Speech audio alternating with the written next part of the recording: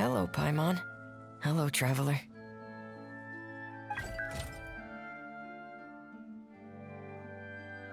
Is the crown ready? Yes, we're just waiting for Zuria now. She hasn't arrived yet.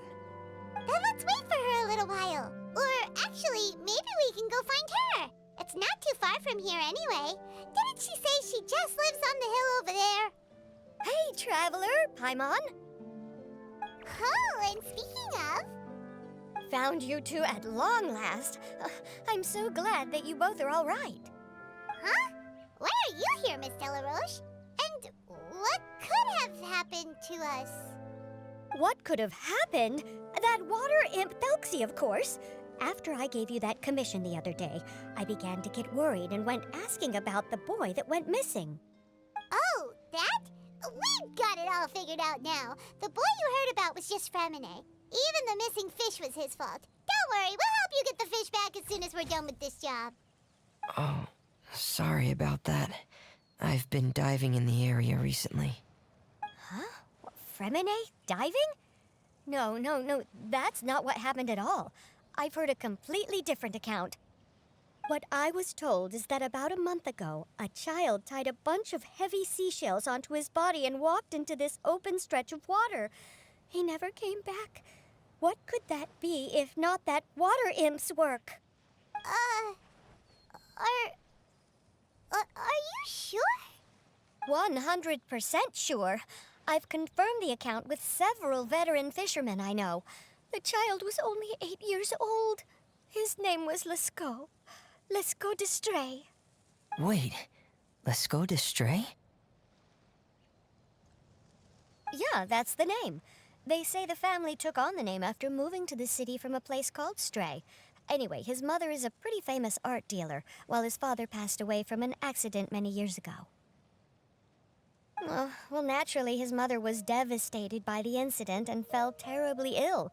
It's said that she left the court of Fontaine, and no one knows where she's gone. It can't be, right?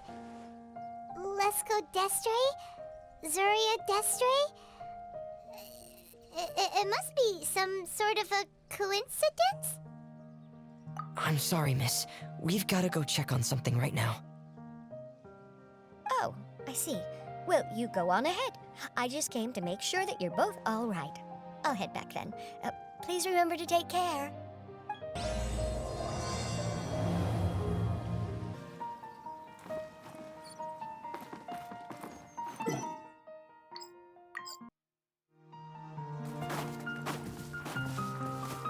Excuse us.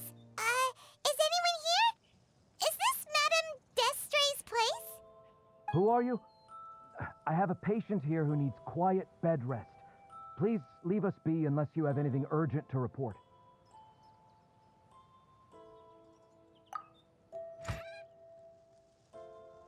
This is the residence of Zuria Destree, and I am Jala Khan, her family doctor. What did you mean by your question just now? Who else could be my patient? Your patient should be Zuria's son, right? She told us herself that her son had contracted loneliness syndrome. No, you're right. Young Master Lescaut did have that illness once upon a time, but well, the young master's no longer with us.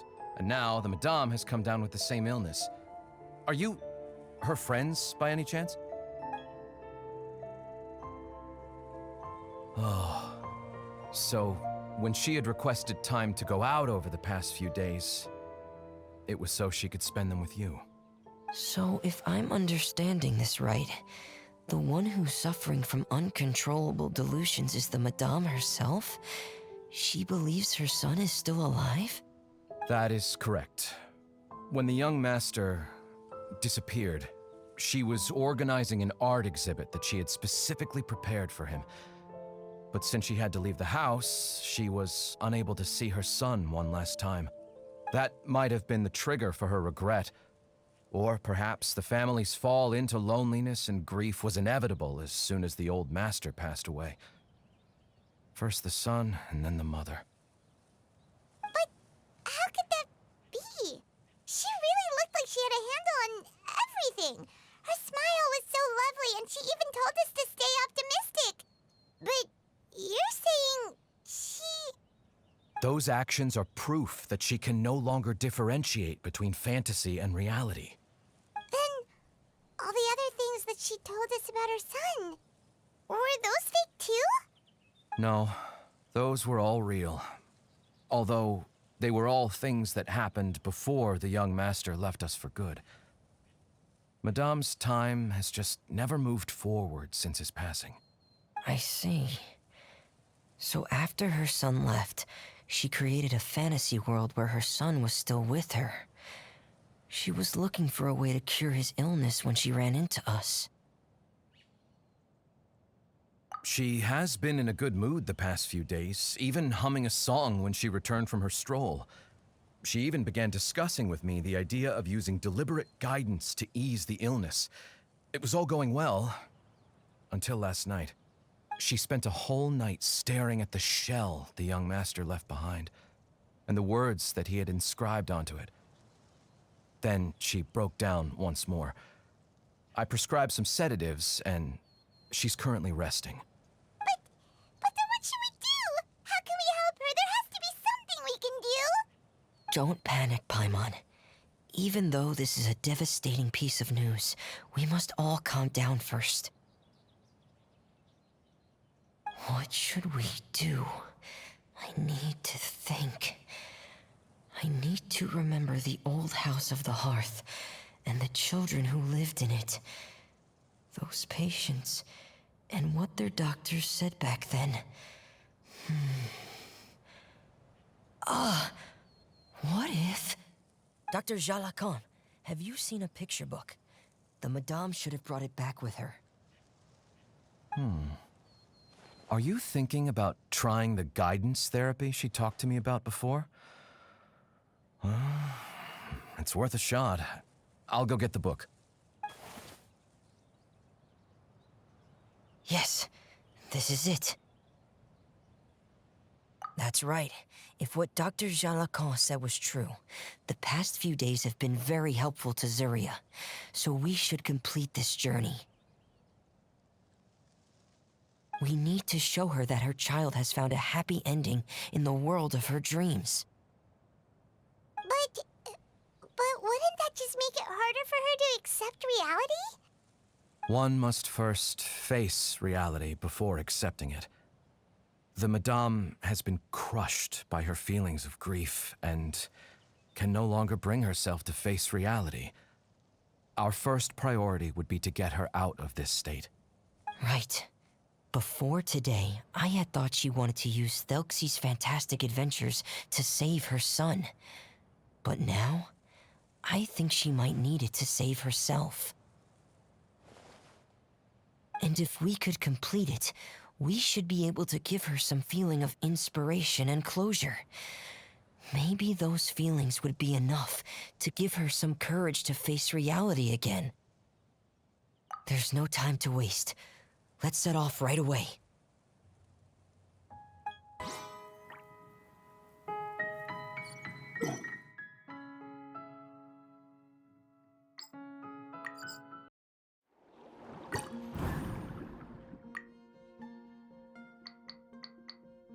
We're here again. This is the final part of Thelxie's journey, but the most important person is missing.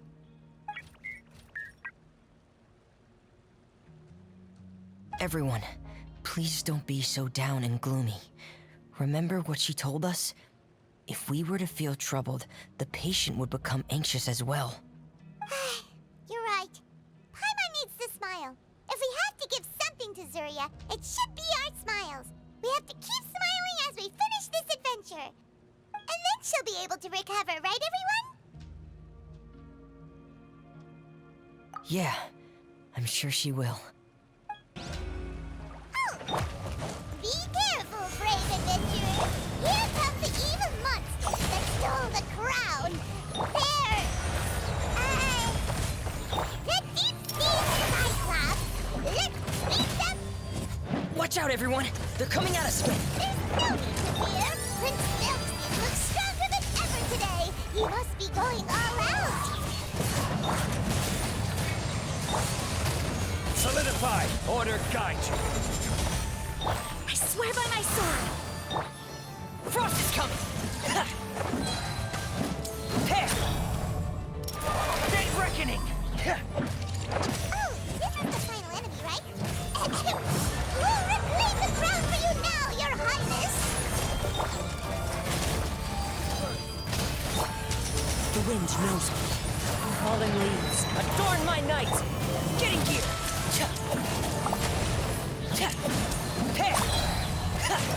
Going under! I'm sorry. I have to go. I made a promise to my friends, and I'm already very late. But, Madame, you're still... Don't try to stop me. Today's the most important day for treating Thelxie. We'll use the guidance method. Didn't you also say that you'd think it'd work? I'm not trying to stop you, Madame. It's just... Could you tell me the name of your child? Dr. Jalacan, how can you forget the name of your own patient? His name is Thelxie. He's the prince of the Kingdom of Water Imps. We will go today to reclaim his crown and attend his coronation ceremony. I see. Madame, please rest assured, everything is still on schedule. Your friends have already departed to find... Wait, look. They've already returned. Zuria! Zuria! We've retrieved the crown! Paimon, everyone, have you really? Yes, but the coronation ceremony still hasn't taken place, because we felt like you should be the one to preside over it. Wonderful, how wonderful! Thelxie, my child, are you hearing this? Everything you lost will now come back to you, and soon, very soon, you will never be lonely again.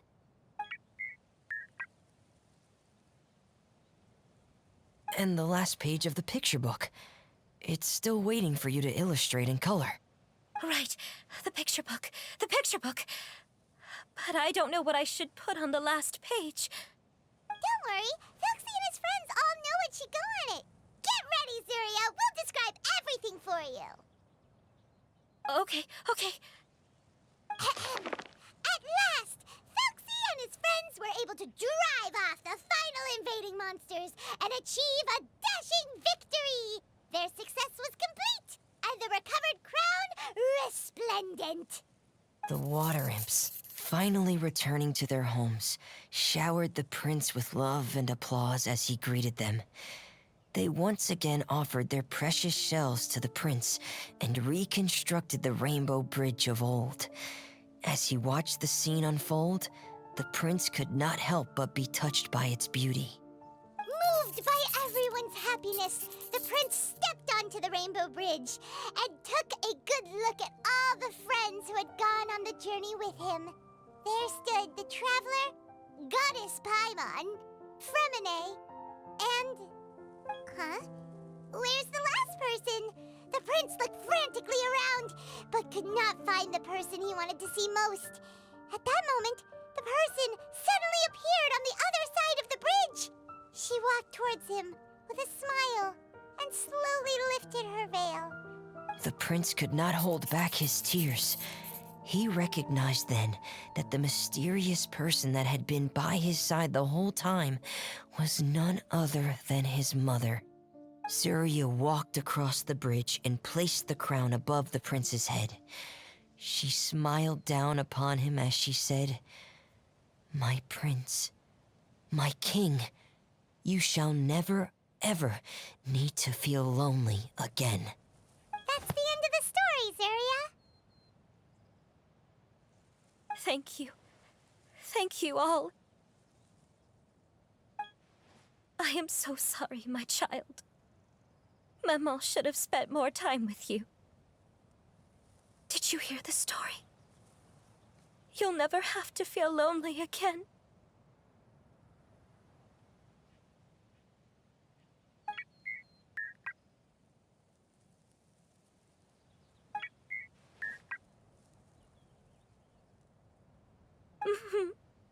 Maman loves you too. What's happening? Is Zuria talking to Thelxie? Quick, put on my diving helmet. There's a transcription module in it that's compatible with Thelxie's output signals. You should be able to use it to understand what Thelxie's saying.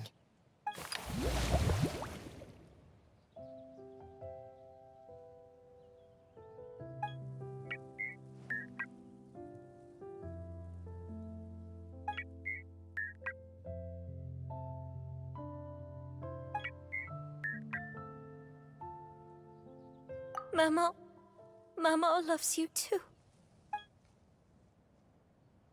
But I love you more, Mamo. What? Did you see something? Maman, I'm getting a little sleepy. If it's time for bed, can you hum a lullaby to me again? Of course, my dearest child. As long as you want to hear it, Mama will always hum for you.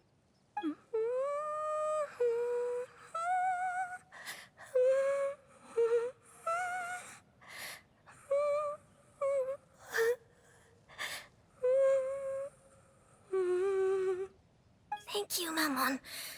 Your lullaby has always been my favorite. Now that I've heard it, I can return to my dream and to the kingdom of water imps in peace. My poor darling. Please don't forget. I will always love you. My love is greater than the entire distance between here and the kingdom of water imps. I won't forget, Maman. And so is my love for you. Greater than the entire distance between here and the kingdom of water imps. Good night, Maman.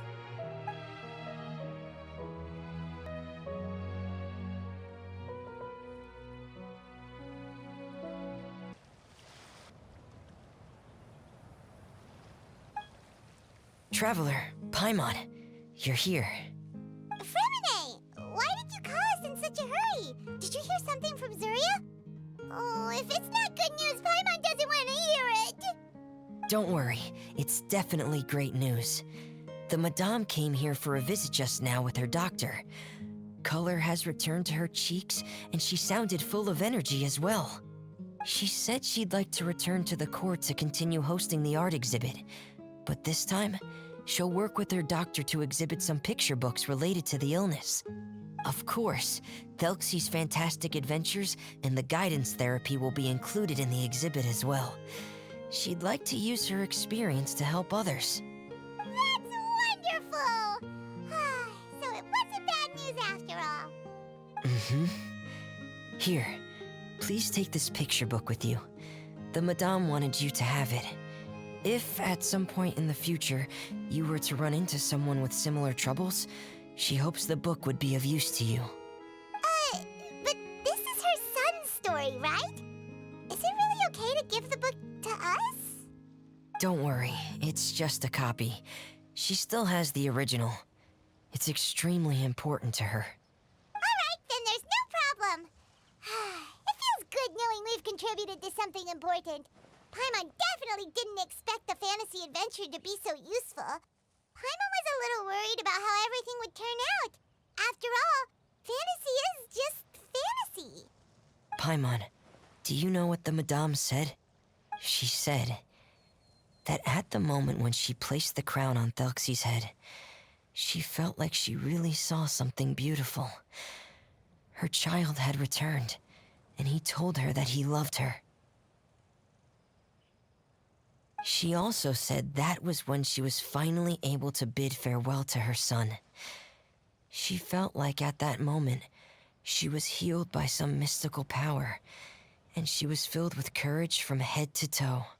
Oh, really? But could that just be another part of her fantasy? Perhaps. But if fantasy is just fantasy, and the fantasy world is not real, then how could it still grant us these powers that we can continue to use in the real world? But what else could it be? A descent of the fairy tale world into the real world. At that time, the wondrous fairy tale temporarily became reality and influenced real things in our world. That has to be what happened. You saw it too, didn't you? What? That can't be what happened, right? There's just no way. Wouldn't it be like a miracle if that really happened? Yes, I suppose that would be a miracle. I hope that everyone who's found themselves in a dark place would be able to see something beautiful and experience a miracle for themselves.